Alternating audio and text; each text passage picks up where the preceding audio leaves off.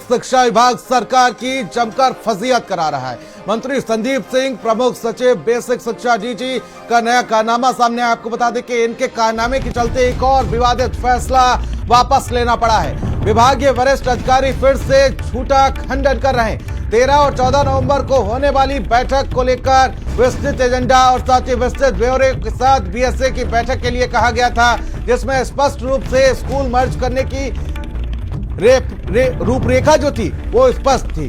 लेकिन देखिए अब उसको लेकर खंडन करने की बात कही जा रही है। जिस तरीके से सरकार ने एक फैसला लिया था कि आस पड़ोस के निकटतम विद्यालयों को मर्ज किया जाएगा, लेकिन अब उसको लेकर खंडन किया जा रहा है।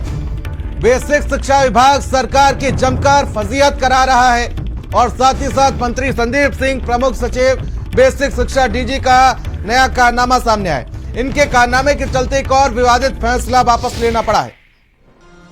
तो देखिए बड़ी खबर, बड़ी जानकारी आप तक पहुंचा दें, जहां पर आपको बता दें कि भारत समाचार ने इस खबर को प्रमुखता से दिखाया था। और देखिए अपने ही झूठ में कहीं ना कहीं शिक्षा विभाग फंसता हुआ नजर आ रहा है। और जब फजीहत हुई कि आखिर इस कदम को कैसे अमल में लाया जाएगा, उसके बाद उसको झूठा करार दिया। फजीहत के बाद विभाग ने आखिर किस तरीके से यूटर्न लिया वो आपको दिखा देते हैं। देखिए जरा आखिर कैसे सबसे पहले आदेश जारी किया गया और भारत समाचार ने इस खबर को दिखाया और डीजी स्कूल शिक्षा ने सफाई जारी की है। अब यह कहा जा रहा है कि यूपी में कोई भी सरकारी स्कूल बंद नहीं होगा और बेसिक शिक्षा विभाग ने यूटर्न मान लिया है। मंत्री संदीप सिंह ने फिर से अपनी फजीहत कराई है और साथ ही विभाग की भी फजीहत कराई है। बेसिक शिक्षा विभाग यूपी सरकार की जमकर फजीहत करवा रहा है। मंत्री संदीप सिंह बेसिक शिक्षा के प्रमुख सचिव और डीजी के कारनामे के चलते विवादित फैसला वापस लेना पड़ा। आपको याद होगा कि इससे पहले भी डिजिटल अटेंडेंस का फैसला विभाग ने लागू किया था, लेकिन उसको भी वापस लेना पड़ा था। और अब यह आदेश जारी करते हुए कहा गया कि कतिपय समाचार माध्यम से प्रकाशित खबरें जिसमें 27,000 प्राथमिक विद्यालयों को निकटवर्ती विद्यालयों से विलय करते हुए बंद करने की बात की गई, बिल्कुल भ्रामक और निराधार है। इस तरीके की बातें सामने आ रही हैं। साथ ही कहा कि प्रदेश के प्राथमिक शिक्षा विभाग विद्यालयों में मानव संसाधन और आधारभूत सुविधाओं के विकास, शिक्षा की गुणवत्ता के बेहतर करने और साथ ही छात्रों विशेषकर बालिकाओं के ड्रॉप आउट कर दर को कम करने के लिए सतत प्रयत्नशील है और इस दृष्टि से समय समय पर विभिन्न अध्ययन किए जाते हैं। लेकिन देखिए लगातार जो आदेश जारी किया गया था उसको भारत समाचार ने भी प्रमुखता से दिखाया था और उसके बाद उस पर कई सवाल खड़े हुए थे कि आखिर इसको अमल में कैसे लाया जाएगा। साथ ही उसके बाद अब देखिए किस तरीके से विभाग ने यूटर्न लिया है।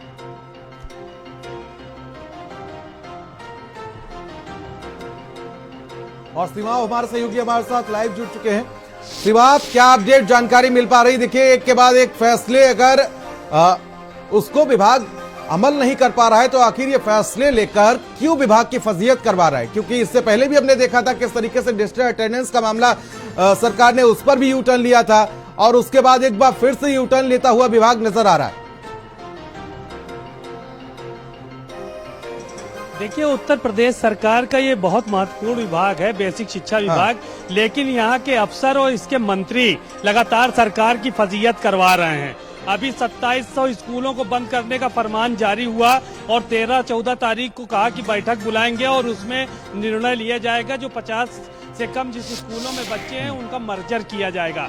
लेकिन हुआ क्या कि जब विपक्ष ने इस पर पूरे में चाप चढ़ाई और मायावती ने ट्वीट किया, अखिलेश यादव ने इसका विरोध करना शुरू किया, तो ये फैसला वापस लेना पड़ा सरकार को। यानी बेसिक शिक्षा मंत्री जो संदीप सिंह हैं वो और जो इनके विभाग के अधिकारी हैं ये सरकार की लगातार फजीहत कराने में तुले हुए। ये दूसरा फैसला है जब यू टर्न इनको लेना पड़ा। एक डिजिटल अटेंडेंस को लेकर फैसला लेना पड़ा था, उसको वापस लेना पड़ा और इसके बाद फिर अब ये फैसला फिर से वापस लेना पड़ा। सारे कागज जारी हो गए, जो बीएसए हैं उन लोगों से रिपोर्ट तलब कर ली गई।